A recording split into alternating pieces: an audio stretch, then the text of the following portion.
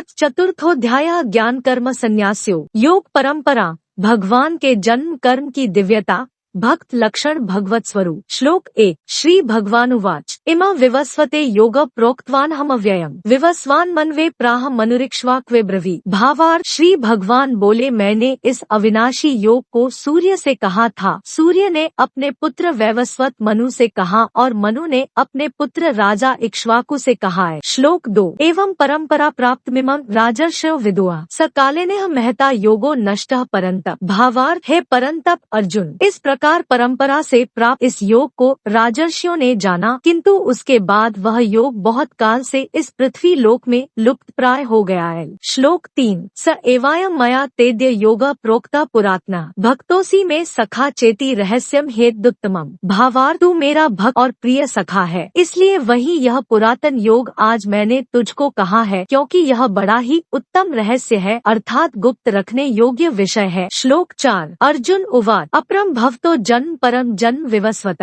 कथमेत विजानीया त्वमादो प्रोक्तवानिति। भावार्थ अर्जुन बोले, आपका जन्म तो अर्वाचीन भी हाल का है और सूर्य का जन्म बहुत पुराना है, अर्थात कल्प के आदि में हो चुका था। तब मैं इस बात को कैसे समझूं कि आप ही ने कल्प के आदि में सूर्य से यह योग कहा था। श्लोक 5। श्री भगवानुवाच बहूनि में व्यतीतानि जन्मानि तव चार्जुन तान्येह वेद सर्वाणि न त्वं वेद परंतप। भावार्थ श्री भगवान बोले, है परंतप अर्जुन, मेरे और तेरे बहुत से जन्म हो चुके हैं, उन सबको तू नहीं जानता, किंतु मैं जानता हूँ। श्लोक 6। अजोपि सन्नव्ययात्मा भूतानामीश्वरोपि सन् प्रकृतिं स्वामधिष्ठाय संभवाम्यात्म माया। भावार्थ मैं अजन्मा और अविनाशी स्वरूप होते हुए भी तथा समस्त प्राणियों का ईश्वर होते हुए भी अपनी प्रकृति को अधीन करके अपनी योगमाया से प्रकट होता हूँ। श्लोक 7। यदा यदा हि धर्मस्य ग्लानिर्भवति भारत अभ्युत्थानम धर्मस्य तदात्मानं सृजाम्यहम्। भावार्थ हे भारत, जब जब धर्म की हानि और अधर्म की वृद्धि होती है, तब तब ही मैं अपने रूप को रचता हूँ, अर्थात साकार रूप से लोगों के सम्मुख प्रकट होता हूँ। श्लोक 8। परित्राणाय साधूना विनाशाय च दुष्कृताम धर्म संस्थापनार्थाय संभवामि युगे युगे। भावार्थ साधु पुरुषों का उद्धार करने के लिए, पाप कर्म करने वालों का विनाश करने के लिए और धर्म की अच्छी तरह से स्थापना करने के लिए मैं युग युग में प्रकट हुआ करता हूँ। श्लोक 9। जन्म कर्म च मे दिव्यमेवं यो वेत्ति तत्वतः त्यक्त्वा देहम पुनर्जन्म नैति मामेति सोर्जुन। भावार्थ हे अर्जुन, मेरे जन्म और कर्म दिव्य अर्थात निर्मल और अलौकिक है। इस प्रकार जो मनुष्य तत्व से सर्वशक्तिमान सच्चिदानंदन परमात्मा अज अविनाशी और सर्वभूतों के परम गति तथा परम आश्रय है, वे केवल धर्म को स्थापन करने और संसार का उद्धार करने के लिए ही अपनी योगमाया से सगुण रूप होकर प्रकट होते हैं। इसलिए परमेश्वर के समान सुहृद, प्रेमी और पतित पावन दूसरा कोई नहीं है। ऐसा समझकर जो पुरुष परमेश्वर का अनन्य प्रेम से निरंतर चिंतन करता हुआ आसक्तिरहित संसार में बरतता है, वही उनको तत्व से जानता है, जान लेता है। वह शरीर को त्याग कर फिर जन्म को प्राप्त नहीं होता, किंतु मुझे ही प्राप्त होता है। श्लोक 10। वीतराग भय क्रोधा मनमया मामुपाश्रिता बहवो ज्ञानप्सा पूता मद्भाव मागता।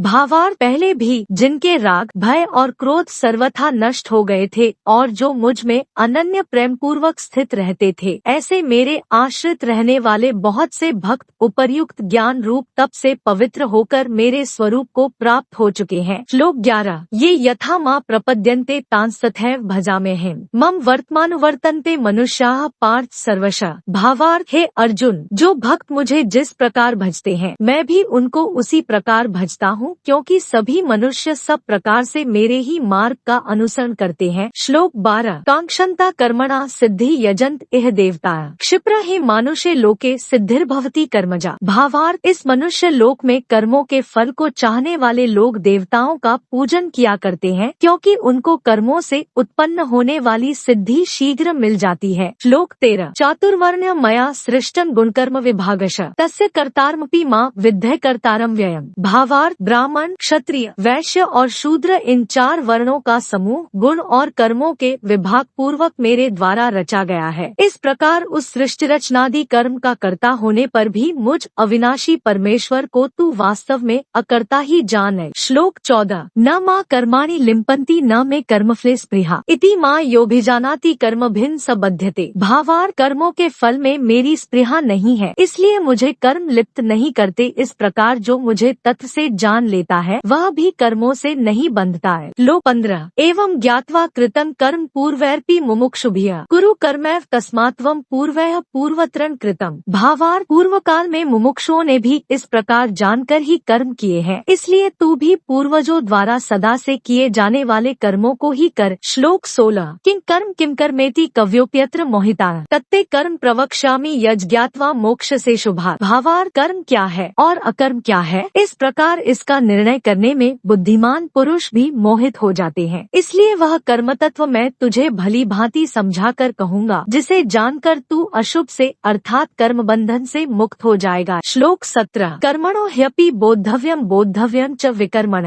अकर्मणश्च बोद्धव्यम गहना कर्मणो गतिः। भावार कर्म का स्वरूप भी जानना चाहिए और अकर्मण का स्वरूप भी जानना चाहिए तथा विकर्म का स्वरूप भी जानना चाहिए, क्योंकि कर्म की गति गहन है। श्लोक 18 कर्मण्य कर्म यह पश्येत कर्मणि च कर्म यह स बुद्धिमान मनुष्येषु स युक्ता कृत्स्न कर्मकृत। भावार्थ जो मनुष्य कर्म में अकर्म देखता है और जो अकर्म में कर्म देखता है वह मनुष्यों में बुद्धिमान है और वह योगी समस्त कर्मों को करने वाला है। श्लोक 19 यस्य सर्वे समारंभाः काम संकल्प वर्जिताः ज्ञानाग्निदग्ध कर्माणं तमाहुः पंडितम बुधाय। भावार्थ जिसके संपूर्ण शास्त्र सम्मत कर्म बिना कामना और संकल्प के होते हैं तथा जिसके समस्त कर्म ज्ञान रूप अग्नि द्वारा भस्म हो गए हैं, उस महापुरुष को ज्ञानी जन भी पंडित कहते हैं। श्लोक 20 त्यक्त्वा कर्मफलासंग नित्य तृप्तो निराश्रया कर्मण्य भी प्रवृत्तोपि नैव किंचित करोति सः। भावार्थ जो पुरुष समस्त कर्मों में और उनके फल में आसक्ति का सर्वथा त्याग करके संसार के आश्रय से रहित हो गया है और परमात्मा में नित्य तृप्त है, वह कर्मों में भली भांति बरतता हुआ भी वास्तव में कुछ भी नहीं करता है। श्लोक 21 निराशीर्य चित्तात्मा त्यक्त सर्व परिग्रहः शारीरं केवलम कर्म कुर्वन्नाप्नोति किल्बिषम्। भावार्थ जिसका अंतःकरण और इंद्रियों सहित शरीर जीता हुआ है और जिसने समस्त भोगों की सामग्री का परित्याग कर दिया है, ऐसा आशारहित पुरुष केवल शरीर संबंधी कर्म करता हुआ भी पापों को नहीं प्राप्त होता। श्लोक 22 यदृच्छालाभ संतुष्टो द्वंद्वातीतो विमत्सरः समा सिद्धाव सिद्धो च कृत्वापि न निबध्यते। भावार्थ जो बिना इच्छा के अपने आप प्राप्त हुए पदार्थ में सदा संतुष्ट रहता है, जिसमें ईर्ष्या का सर्वथा अभाव हो गया हो, जो हर्ष शोक आदि द्वंद्वों से सर्वथा अतीत हो गया है, ऐसा सिद्धि और असिद्धि में सम रहने वाला कर्मयोगी कर्म करता हुआ भी उनसे नहीं बंधता है। श्लोक 23 गतसंगस्य मुक्तस्य ज्ञानावस्थित चेतसा यज्ञायाचरता कर्म समग्रन प्रविलीयते। भावार्थ जिसकी आसक्ति सर्वथा नष्ट हो गई है, जो देहाभिमान और ममता से रहित हो गया है, जिसका चित्त निरंतर परमात्मा के ज्ञान में स्थित रहता है, ऐसा केवल यज्ञ संपादन के लिए कर्म करने वाले मनुष्य के संपूर्ण कर्म भली भांति विलीन हो जाते हैं। श्लोक 24 ब्रह्मार्पणम ब्रह्मा हविर्ब्रह्माग्रो ब्रह्मणाहुतम ब्रह्मैव तेन गंतव्यम ब्रह्म कर्म समाधिना। भावार्थ जिस यज्ञ में अर्पण अर्थात श्रुवा आदि भी ब्रह्मा है और हवन किए जाने योग्य द्रव्य भी ब्रह्मा है तथा ब्रह्मरूप कर्ता द्वारा ब्रह्मरूप अग्नि में आहुति देना रूप क्रिया भी ब्रह्मा है,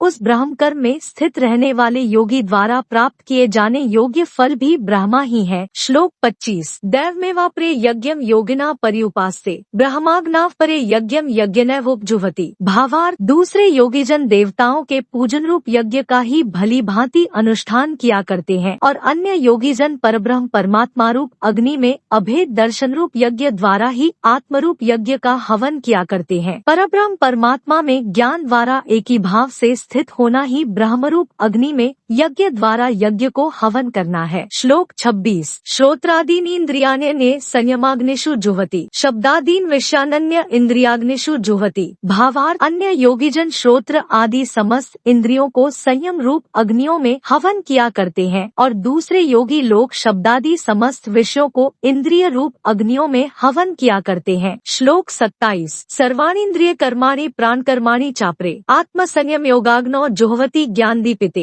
भावार्थ दूसरे योगी जन इंद्रियों की संपूर्ण क्रियाओं और प्राणों की समस्त क्रियाओं को ज्ञान से प्रकाशित आत्म संयम योगरूप अग्नि में हवन किया करते हैं। सच्चिदानंद घन परमात्मा के सिवाय अन्य किसी का भी न चिंतन करना ही उन सब का हवन करना है। श्लोक 28 द्रव्ययज्ञास्तपोयज्ञा योगयज्ञास्तथापरे स्वाध्याय ज्ञानयज्ञाश्चयतयः संचितव्रता। भावार्थ कई पुरुष द्रव्य संबंधी यज्ञ करने वाले हैं, कितने ही तपस्या रूप यज्ञ करने वाले हैं तथा दूसरे कितने ही योग रूप यज्ञ करने वाले हैं। कितने ही अहिंसादी तीक्ष्ण व्रतों से युक्त यत्नशील पुरुष स्वाध्याय रूप ज्ञान यज्ञ करने वाले हैं। श्लोक 29 अपाने जुह्वति प्राणम प्राणेपानम तथापरे प्राणापानगति रुद्ध्वा प्राणायाम परायणाः। श्लोक 30 अपरे नियताहाराः प्राणान् प्राणेषु जुह्वति सर्वे पेते यज्ञविदो यज्ञक्षपित कल्मषाः। भावार्थ दूसरे कितने ही योगीजन अपान वायु में प्राणवायु को हवन करते हैं, वैसे ही अन्य योगीजन प्राणवायु में अपान वायु को हवन करते हैं तथा अन्य कितने ही नियमित आहार करने वाले प्राणायाम परायण पुरुष प्राण और अपान की गति को रोककर प्राणों को प्राणों में ही हवन किया करते हैं। ये सभी साधक यज्ञों द्वारा पापों का नाश कर देने वाले और यज्ञों को जानने वाले हैं। श्लोक 31 यज्ञ शिष्टामृत भुजो यान्ति ब्रह्मा सनातन नायम लोकोस्त्य यज्ञस्य कुतोन्यः कुरु सत्तम। भावार्थ हे कुरुश्रेष्ठ अर्जुन, यज्ञ से बचे हुए अमृत का अनुभव करने वाले योगीजन सनातन परब्रह्म परमात्मा को प्राप्त होते हैं और यज्ञ न करने वाले पुरुष के लिए तो यह मनुष्यलोक भी सुखदायक नहीं है, फिर परलोक कैसे सुखदायक हो सकता है। श्लोक 32 एवं बहुविधा यज्ञा वित्ता ब्राह्मणों मुखे कर्मजान विद्धि तान सर्वानेवं ज्ञात्वा विमोक्ष्यसे। भावार्थ इसी प्रकार और भी बहुत तरह के यज्ञ वेद की वाणी में विस्तार से कहे गए हैं, उन सबको तू मन इंद्रिय और शरीर की क्रिया द्वारा संपन्न होने वाले जान। इस प्रकार तत्व से जानकर उनके अनुष्ठान द्वारा तू कर्म बंधन से सर्वथा मुक्त हो जाएगा। श्लोक 33 श्रेयांद्र व्यम्याद्य ज्ञानयज्ञः परन्तप सर्वं कर्माखिलम पार्थ ज्ञाने परिसमाप्यते। भावार्थ हे परंतप अर्जुन, द्रव्यमय यज्ञ की अपेक्षा ज्ञान यज्ञ अत्यंत श्रेष्ठ है तथा यावन मात्र संपूर्ण कर्म ज्ञान में समाप्त हो जाते हैं। श्लोक 34 तद्विद्धि प्रणिपातेन परिप्रश्नेन सेव्या उपदेक्षन्ति ते ज्ञानम ज्ञानिनस्तत्वदर्शिना। भावार्थ उस ज्ञान को तू तत्वदर्शी ज्ञानियों के पास जाकर समझ, उनको भली भांति दंडवत प्रणाम करने से, उनकी सेवा करने से और कपट छोड़कर सरलता पूर्वक प्रश्न करने से वे परमात्म तत्व को भली भांति जानने वाले ज्ञानी महात्मा तुझे उस तत्व ज्ञान का उपदेश करेंगे। श्लोक 35 यज्ञात्वा न पुनर्मोमेवं यास्यसि पांडव येन भूतान्य शेषेन द्रक्ष्यस्यात्मन्यथो मयि। भावार्थ जिसको जानकर फिर तू इस प्रकार मोह को नहीं प्राप्त होगा तथा हे अर्जुन, जिस ज्ञान द्वारा तू संपूर्ण भूतों को निःशेष भाव से पहले अपने में और पीछे मुझ सच्चिदानंद घन परमात्मा में देखेगा। श्लोक 36 अपि चेत्सि पापेभ्यः सर्वेभ्यः पापकृत्तमः सर्वं ज्ञानप्लवेनैर्वृजिनं सन्तरिष्यसि। भावार्थ यदि तू अन्य सब पापियों से भी अधिक पाप करने वाला है तो भी तू ज्ञान रूप नौका द्वारा निःसंदेह संपूर्ण पाप समुद्र से भली भांति तर जाएगा। श्लोक 37 यथैधांसि समिद्धोऽग्निर्भस्मसात् कुरुतेऽर्जुन ज्ञानाग्निः सर्वकर्माणि भस्मसात् कुरुते तथा। भावार्थ क्योंकि हे अर्जुन, जैसे प्रज्वलित अग्नि ईंधनों को भस्ममय कर देता है, वैसे ही ज्ञान रूप अग्नि संपूर्ण कर्मों को भस्ममय कर देता है। श्लोक 38 न ही ज्ञानेन सदृशम पवित्रमय विद्यते तत्स्वयं योग संसिद्ध कालेनात्मनि विन्दति। भावार्थ इस संसार में ज्ञान के समान पवित्र करने वाला निःसंदेह कुछ भी नहीं है। उस ज्ञान को कितने ही काल से कर्मयोग द्वारा शुद्धांतःकरण हुआ मनुष्य अपने आप ही आत्मा में पा लेता है। श्लोक 39 श्रद्धावान लभते ज्ञानं तत्परा संयतेन्द्रिया ज्ञानं लब्ध्वा परां शांतिम चिरेणाधिगच्छति। भावार्थ जितेंद्रिय साधन प्रायण और श्रद्धावान मनुष्य ज्ञान को प्राप्त होता है तथा ज्ञान को प्राप्त होकर वह बिना विलंब के तत्काल ही भगवत प्राप्ति रूप परम शांति को प्राप्त हो जाता है। श्लोक 40 अज्ञश्च श्रद्धानश्च संशयात्मा विनश्यति नायं लोकोस्ति न परो न सुखं संशयात्मना। भावार्थ विवेकहीन और श्रद्धारहित संशयुक्त मनुष्य परमार्थ से अवश्य भ्रष्ट हो जाता है। ऐसे संशयुक्त मनुष्य के लिए न यह लोक है, न परलोक है और न सुखी है। श्लोक 41 योग संन्यस्त कर्माणं ज्ञान संनिसंशयम् आत्मवन्तं न कर्माणि निबध्नन्ति धनंजय। भावार्थ हे धनंजय, जिसने कर्मयोग की विधि से समस्त कर्मों का का परमात्मा में अर्पण कर दिया है और जिसने विवेक द्वारा समस्त संशयों का नाश कर दिया है, ऐसे वश में किए हुए अंतःकरण वाले पुरुष को कर्म नहीं बांधते। श्लोक 42 तस्मादज्ञान संभूतम हृत्स्थं ज्ञानासनात्मना चित्वैन संशय योगमातिष्ठोत्तिष्ठ भारत। भावार्थ, इसलिए है भरतवंशी अर्जुन, तू हृदय में स्थित इस अज्ञानजनित अपने संशय का विवेक ज्ञान रूप तलवार द्वारा छेदन करके समत्वरूप कर्मयोग में स्थित हो जा और युद्ध के लिए खड़ा हो जाए। तत्सदिति श्रीमद्भगवद्गीतासूपनिषत्सु ब्रह्म विद्यायां योगशास्त्रे श्री कृष्णार्जुन संवादे ज्ञान कर्म संन्यास योगो नाम चतुर्थोऽध्यायः।